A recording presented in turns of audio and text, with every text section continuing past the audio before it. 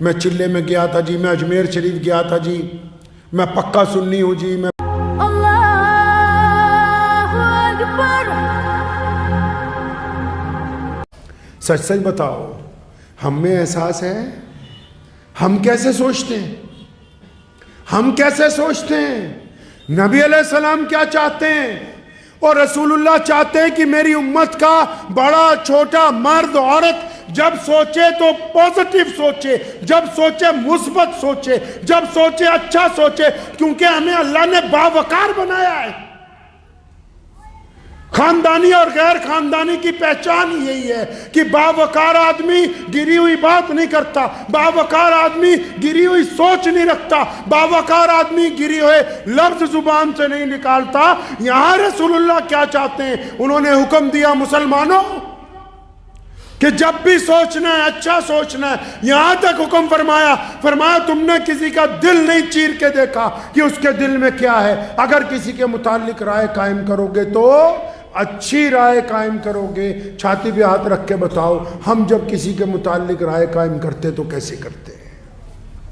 مسجدوں والے ہی بتاؤ، چار نمازی چلے جائیں، جو پیچھے چار رہتے ہیں کیا وہ ان کی برائی کرتے ہیں اچھائی کرتے ہیں؟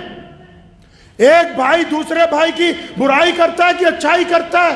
رات کو خاندان کی مجلس لگی ہو، اس میں سے جو دو اٹھ کے چلے جاتے ہیں باقی 6 ان کی برائیاں کرتے ہیں، ان میں سے جب 3 چلے جاتے ہیں باقی 3 ان کی برائیاں کرتے ہیں۔ آپ آنے والی نسلوں کو سمجھا کیا رہے ہو؟ کیا سمجھا رہے ہو ان کو؟ کس طرف لے کے جا رہے ہو معاشرے کو؟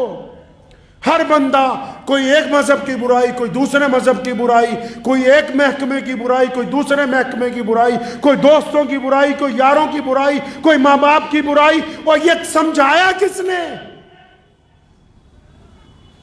پیارے نبی علیہ السلام کی سنت ہے مثبت سوچنا، پوزیٹیو سوچنا۔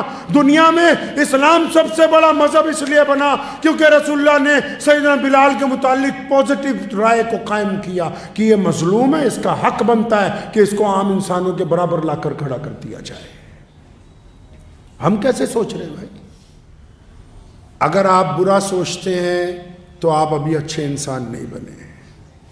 کئی لوگ پوچھتے ہیں نا بھی اچھا بندہ کیڑا ہے، اچھا بندہ کیڑا ہے، اور کچھ لوگ خود ہی اپنے آپ کو دیندار سمجھنے لگتے ہیں کہ میں بڑی تسبیح کرتا ہوں جی، میں عمرہ کر کے آیا ہوں جی، میں چلے میں گیا تھا جی، میں اجمیر شریف گیا تھا جی، میں پکا سنی ہوں جی، میں پکا اہل حدیث ہوں جی۔ یہ اپنے دل کو ذرا پوچھئے کہ آپ کا معیار کیا ہے، آپ کہاں پر کھڑے ہیں؟ آپ کی اپنے بھائی کے متعلق کیا رائے ہے؟ آپ اپنے غیر مسلم پڑوسی کے متعلق کیا سوچتے ہیں؟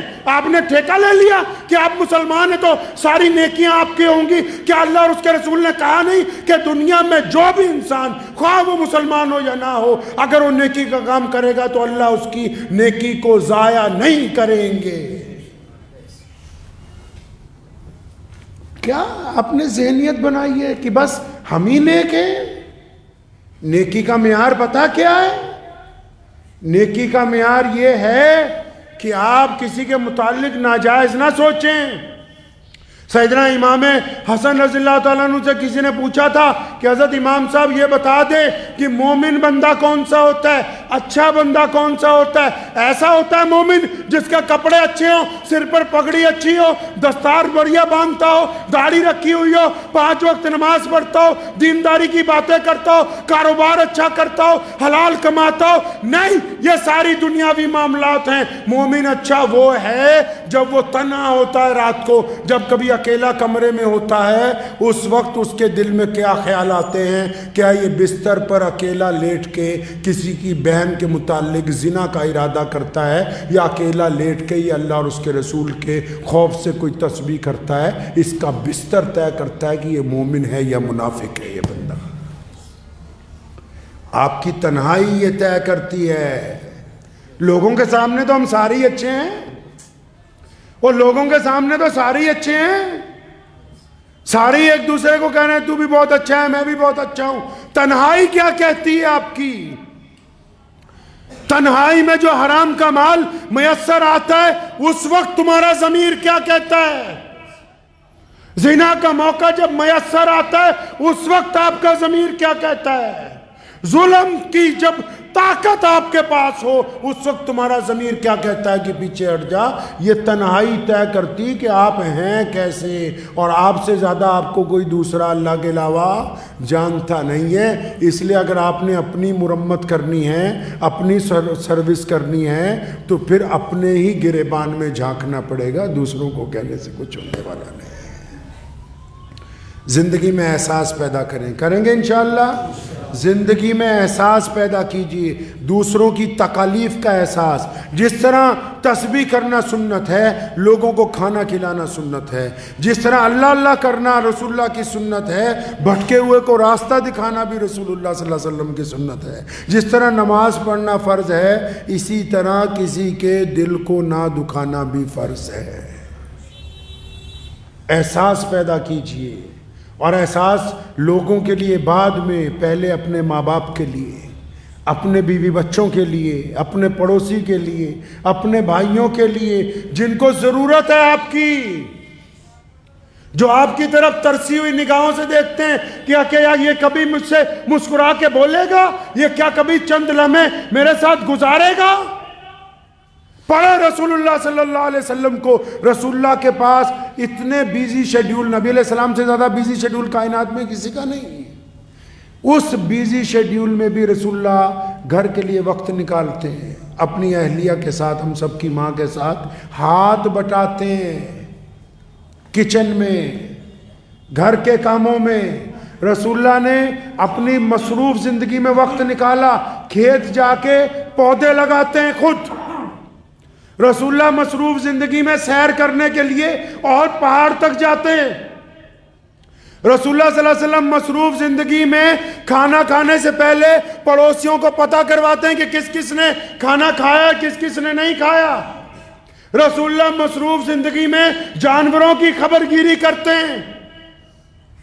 نبی علیہ السلام اتنا مصروف ہونے کے باوجود غلاموں کی خبر گیری کرتے ہیں, بیواؤں کی خبر گیری کرتے ہیں. ہم تو کہتے ہیں وقت ہی نہیں ہے. ارے جانا کہاں ہے بھائی, کس وقت کی بات کرتے ہو؟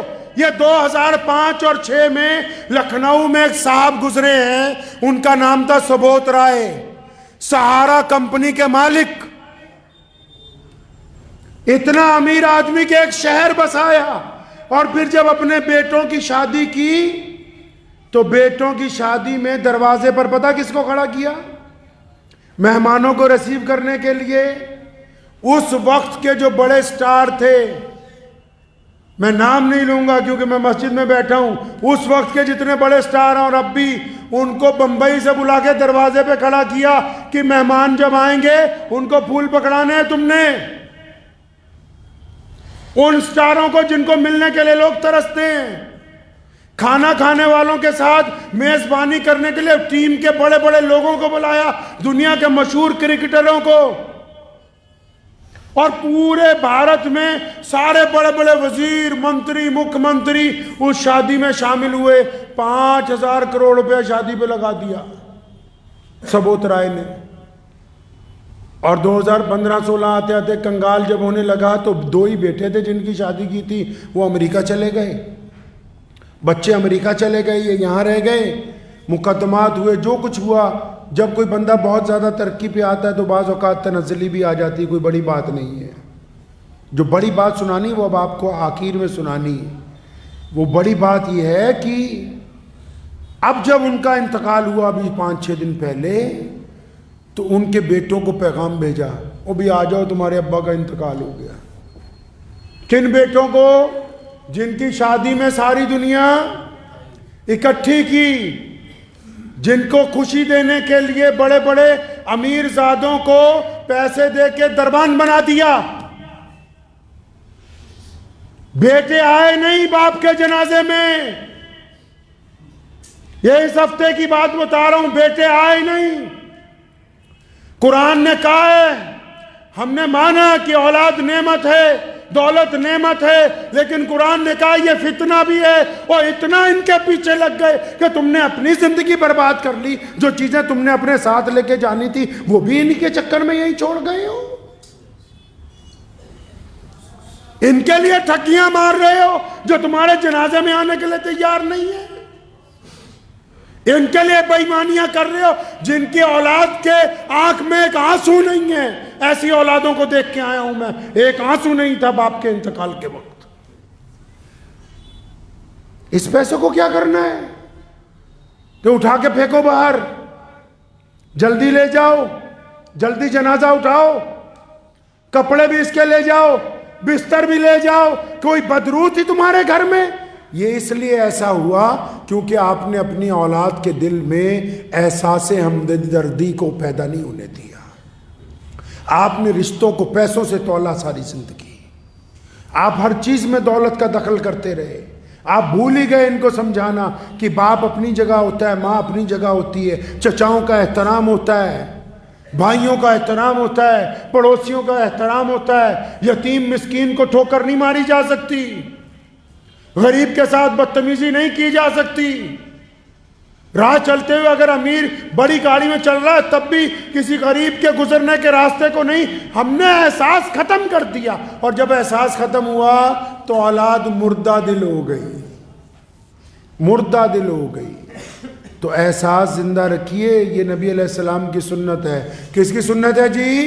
रसूलुल्लाह सल्लल्लाहु अलैहि वसल्लम की सुन्नत है। एहसास जिंदा रखें, हर एक काम में इस बात को याद रखें कि रसूलुल्लाह ये चाहते हैं कि आपके किसी अमल से किसी दूसरे इंसान का दिल ना दुखे। ये रसूलुल्लाह चाहते हैं।